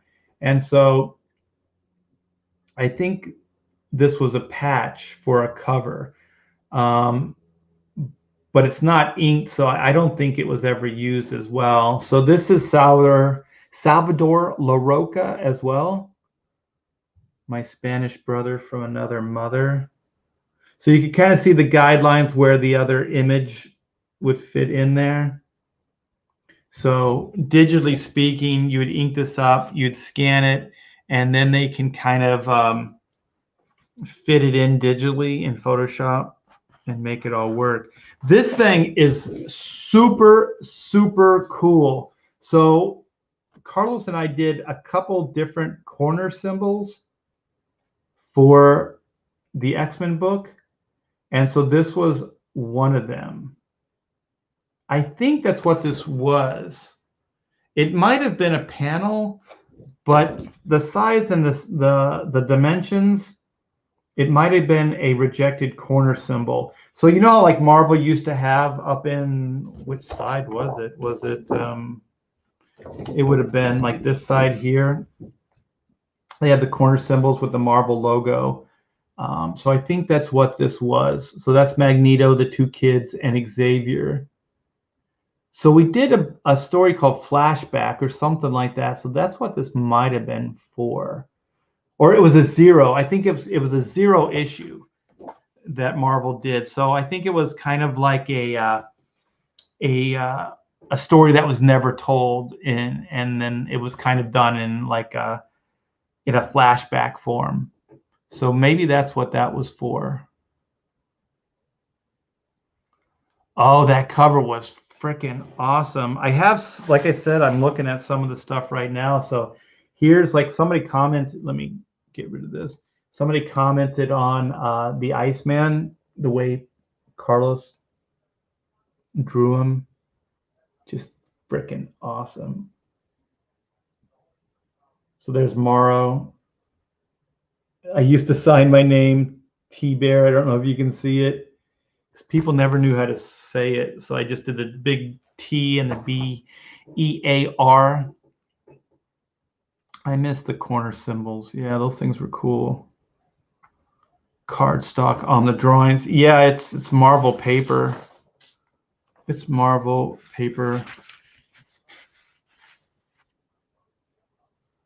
Oh, that's cool, Victor. Thank you.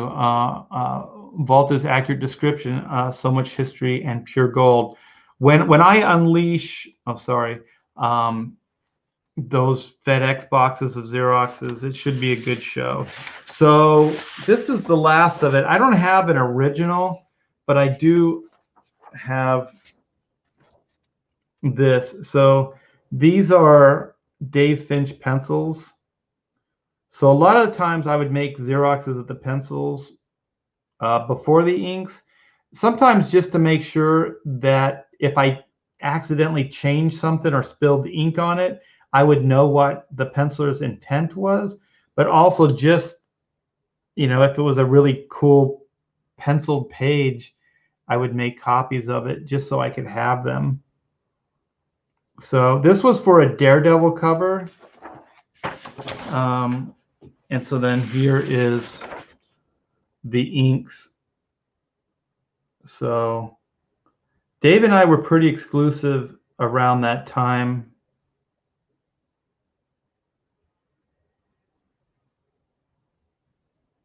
So pretty cool, man.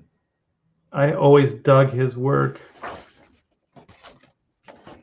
So just so you can, let me turn it this way so you can see a little bit more detail. So cool stuff, man. I've had a pretty killer career. I do not, there are some shitty things and there's some shitty people that work in the industry, but overall, I've done pretty good. Edwin the Ace is in the house. Everybody's like, Edwin, Edwin, Edwin. Oh man, thank you, Michael. Again, I know that drawing released. Thank you for the art. No problem, brother. It's my pleasure. I love to, yeah, I think there was a tangent in the Dave Finch piece. Is that what you're talking about? Is it perhaps, let me see if I can get this, where his hand is right there in the baton? Could that maybe be a tangent? Maybe. Perhaps. Is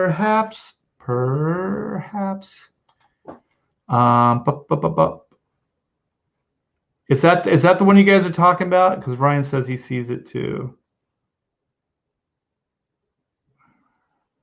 I don't know who wrote that issue. We just did the cover. So to be honest, I don't even know if I have a version of that in my archives, because I don't remember ever seeing the cover finished.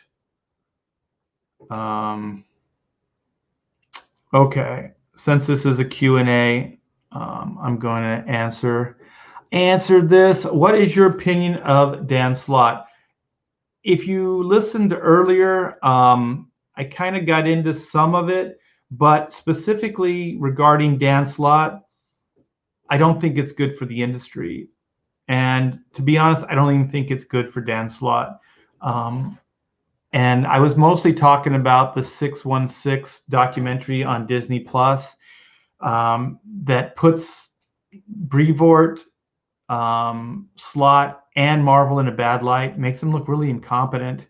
And also, I think there's a little mention with the letterer on how he had to stay up all night to finish the book because somebody didn't do their job. So, there's always these dominoes. There's this trickle down. If somebody doesn't get their job done on time, then somebody has to absorb that time. So as it goes further back, it becomes more problematic. So usually the inker and colorists are the ones that get shafted towards the end.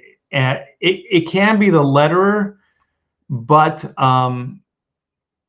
the only reason I think it would be the letterer is if the guy took forever to script the book, and then gave the letterer everything all at once. If so, then there should be trickle. He should be able to actually letter over the pencils and not have to wait for the inks and coloring. So it's mostly the inker and the colorist these days, and mostly the colorist that takes the heat on comics these days. It used to be, well, it was always the colorist would be the last, but the inker would always be right up there. But the coloring in the old days wasn't as work oriented. Now it's, before they were guides, they weren't like finished colors. So they just had to work up guides to give to the printers really quickly. So there wasn't really a problem. Or there wasn't as much of a problem. And sometimes I remember color guides, they would get color guides from all kinds of different people, like in the bullpen and things like that, if there was a deadline problem. So if you had a marker, or if you had a sharp, what were they called, Prismacolor pencils, then you could probably get things done. They weren't too hung up on the quality, because there was only so much you could do with the printing, the printed color. Oh man, no, thank you. You didn't have to do that. I do appreciate, man. That's very nice of you. So thank you. I can never say it for Google too. F Google. F you Google. I always feel dirty. But thank you again. I do appreciate, even though I can't say your name. Let's see. Yes, I'm not asking about his personality, just asking about the current controversy.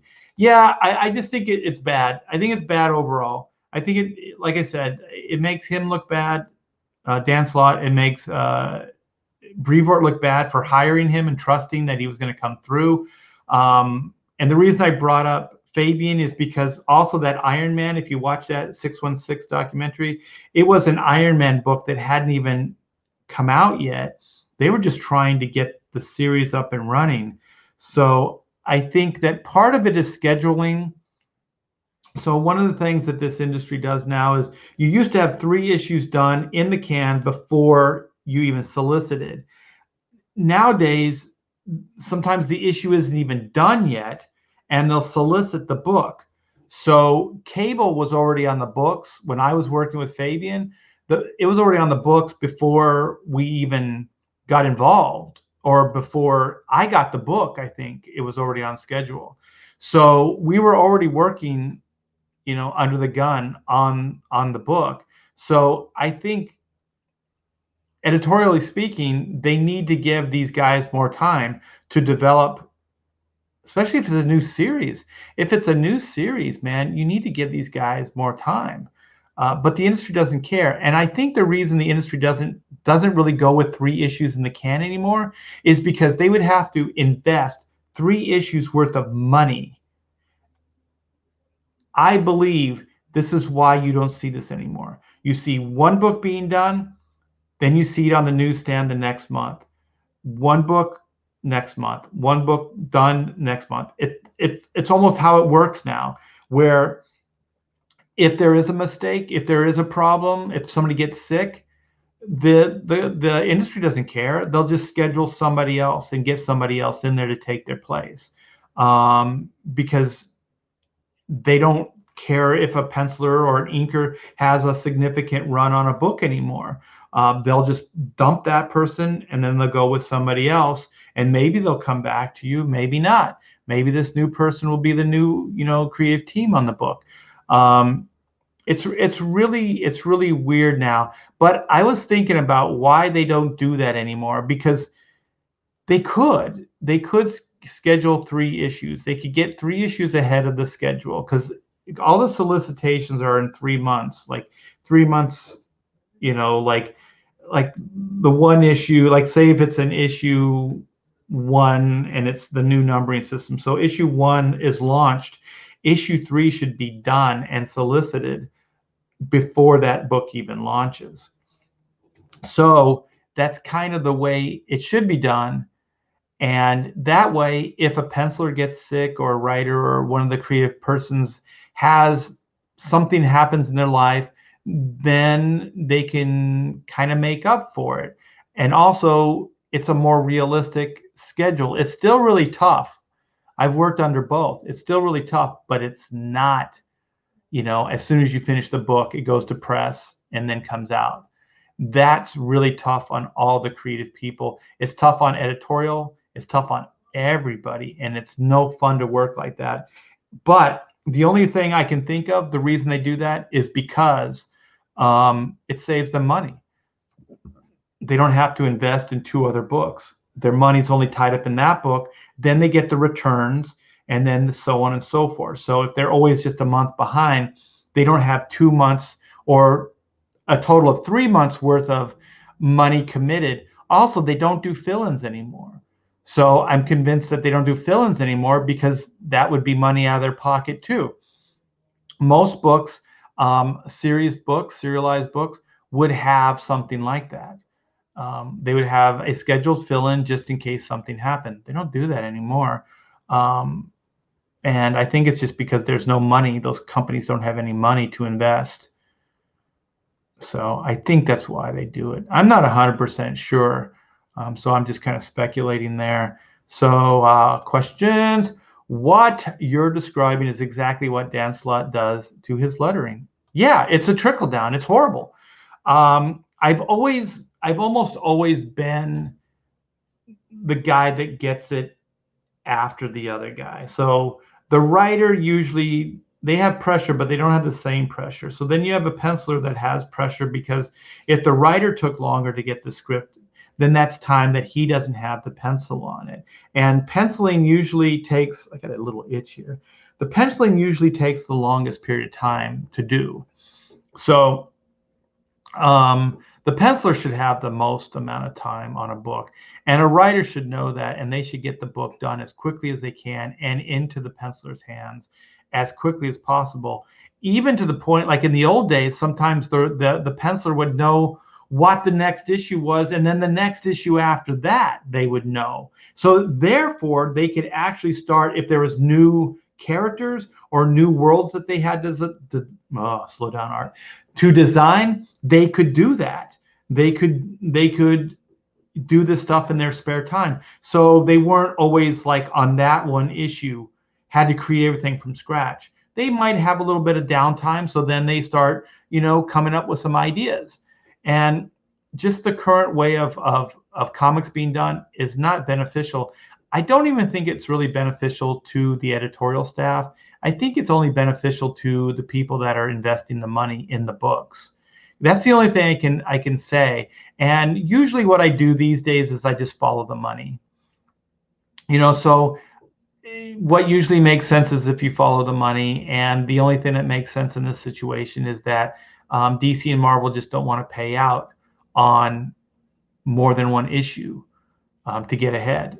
So they'll just work the people to the bone, and then when those people break, they'll just replace them.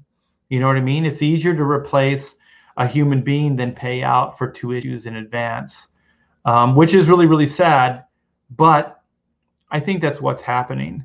And there used to be more humanity involved in comics. There's a lot less. People took in consideration you might get sick, family things happen, all kinds of stuff, but they don't now. Thanks again, Michael. I appreciate it. Daniel Slott is silly. I completely agree.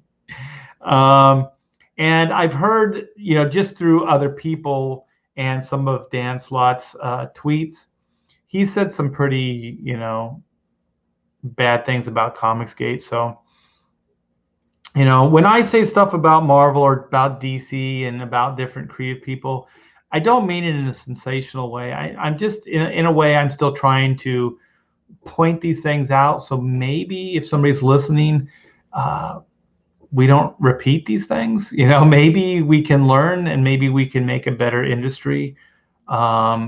Maybe, you know, I don't really hold out any hopes, but this is my little 2 cents. So I got my little soapbox here, and I get to say whatever I want, and hopefully you guys will appreciate my input, or my observations, I should say.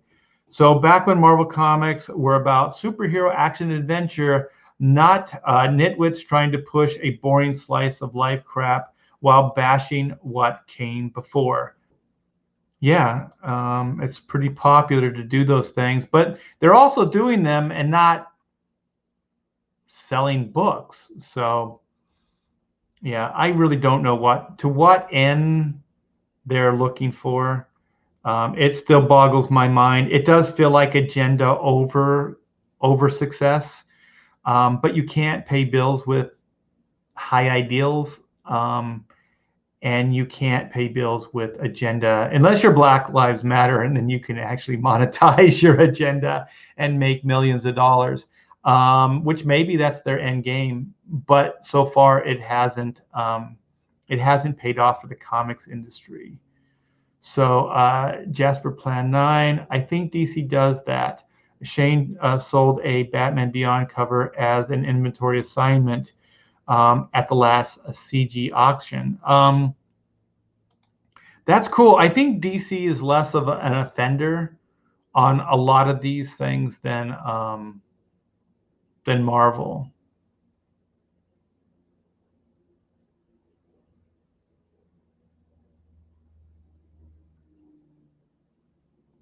Yeah, I think it was a lot of those were schedules as well. Like not on like their Image books. If you're talking about the Cliffhanger books, yeah, that was all those guys. So that was more personalized books. So I can understand that a little bit more than industry books. So if Joe's book was behind or J. Scott Campbell's book was behind, I think it's kind of like the Comicsgate scenario where they were wearing many hats and responsible for a lot of different things. So those things take a little bit of time away from just drawing. And so it takes more time. Like I said, it's always time. It's not that those things are really hard to do. It takes time. And time is a comic book artist's worst enemy, actually. Let's see what Ryan has to say. An editor once told me it wasn't his job to worry about my career. He said it was my job to be in a pool of hungry artists that they could call on when needed. I think they do need to worry, not so much about your career, but they need to at least have some humanity. They need to like understand that they're responsible for your bread and butter, and that they need to treat you with respect and try to create if you're good and you're doing well and you're making all your deadlines, that they need to stand by you on some level and try to keep you working, because they know that you have a family, you have rent, you have mortgage, you have to feed yourself, you know. So I think that editors should take those things in consideration, that you're a human being. And the one thing about editors as well, and maybe they're removing themselves from this scenario, and when editors would do this to me, I would remind them of this. You are my liaison to the corporate suits. You are my go-between. So you're like between, the corporate guys and me.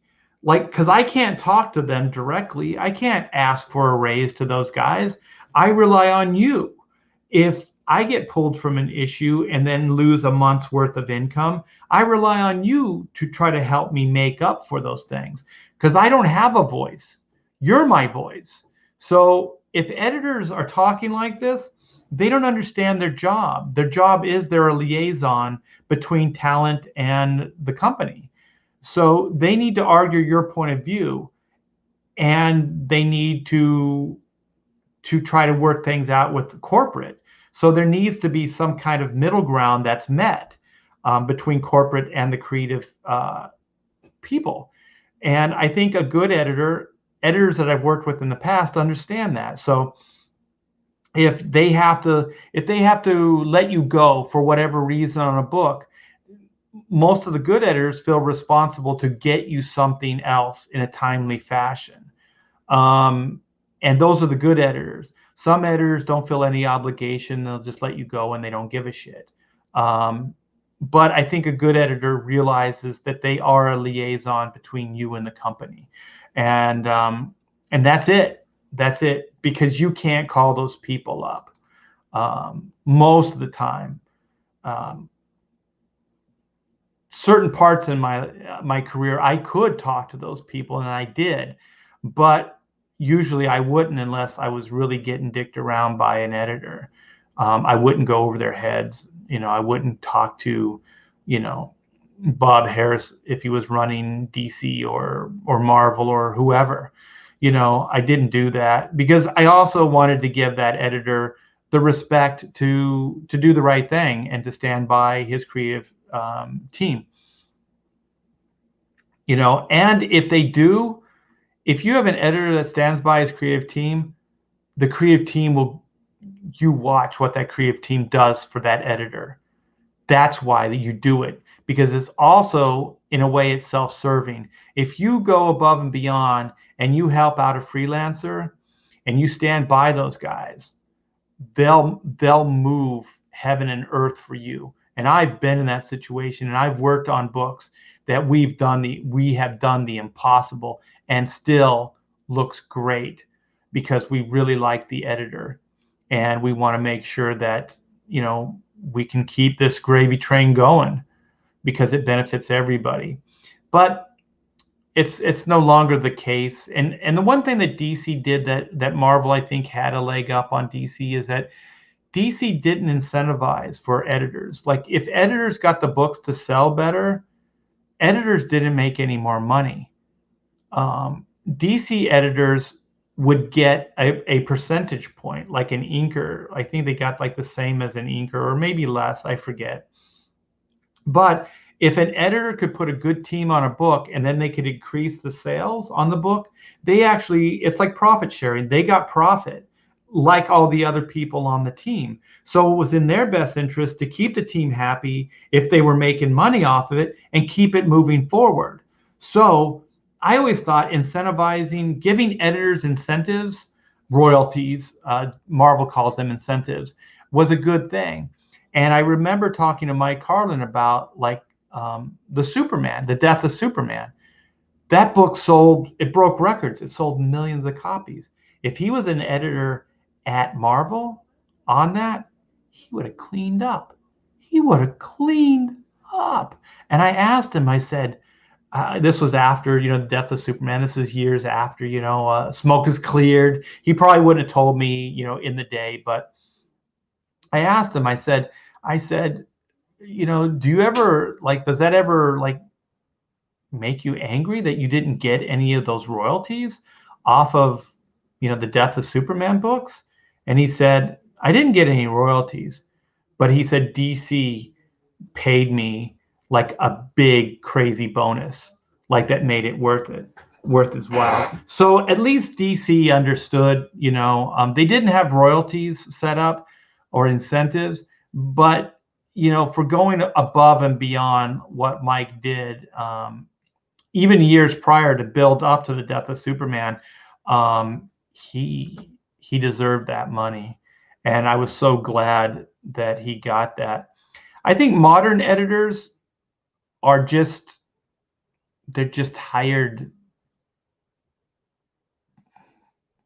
guys. I'm trying to be nice. I don't want to say anything too mean. They don't really have any authority.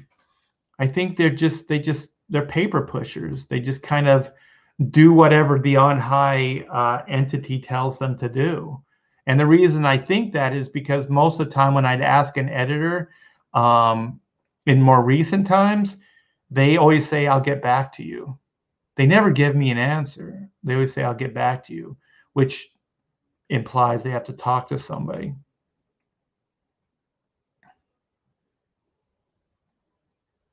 Okay, well, I'm going to start wrapping this up. I do appreciate all your feedback, you guys. I love these Q&As, and I hope that the artwork from the T-Bear Vault was fun. You know, I like sharing that stuff with you, and then it also sparks like stories that I can tell. But really, just to kind of wrap things up, is I think like that 616, it doesn't do the industry any good, and I think that. Um, I'm not sure why Disney did it, because it doesn't put Marvel Publishing in a good light. And I encourage all my artists, brethren out there, writers, inkers, you know, colorists, everybody, man, start stepping up. Get some self-esteem. If Marvel or DC or anybody asks you to do some stupid crap, I think now is the time. Just say no, or you're going to pay me more. I remember I asked an editor at DC about something. I can't remember the details now, and I said, what you're asking me to do. Oh, it was paginate. It was scan blue lines and then put things on a template and all kinds of stuff. And I said, what you're asking me to do used to be production. Production, you had a production house and you paid those guys to do what you're asking me to do now. And I said, are you going to pay me more? And he said, I'll get back to you. And when he got back to me, he said, no. And I said, why would I do more work and not get paid more money? You're asking me to do more work. He goes, it's not that much more work. I said, that's not for you to decide. If I scan, if I do, that might be 5-10 minutes. If I have to grab a template and then put the artwork on a template, that could be another 10 minutes. I can ink an entire panel in that amount of time. So don't tell me it's not going to affect my bottom line. It's going to affect my bottom line. It's either 20 minutes of time I could spend with my family, or it's 20 minutes I could use to make money. I'm not making money doing this. I'm saving you guys money. So let's be clear about this. And I talked to him very bluntly, and we did negotiate it, and we did work it out. But I do remember him also saying this. This is so weird, man. This is so weird. He goes, nobody else has a problem with it, Art. Only you. And I found that very hard to believe, that nobody else had a problem with it. But that's what I'm talking about. The industry is very frightened and they don't say anything. And so then they just get exploited. And at this point, the industry is on the rocks. So what do we have to lose? We need to start really just not being activists, but just being like, just comics are cool, man. Comics are fun. Comics are amazing. I love this. There's nothing else I'd rather do. You know, just talk with pride about the industry you work for instead of diminishing it, instead of making a joke out of it. And so that's kind of the theme of the show. So, you know, I said my piece. I really do feel strongly about it, especially if somebody has the ear of an important magazine, or you're going on TV or a news show or something like that. You really owe it to the industry that treated you very well, Dan Slott, Tom Brevoort. You know, they buy your product, they support you. Support them. You know, don't let articles like this be written. Don't be part of these, you know, these clown shows. You know, don't let people humiliate you. It doesn't do anybody any good. It doesn't do the industry any good. So on that note, I talked for a long, long time. I appreciate you guys hanging out. It was fun. We have Zaid Comics looking good, Art. Thank you.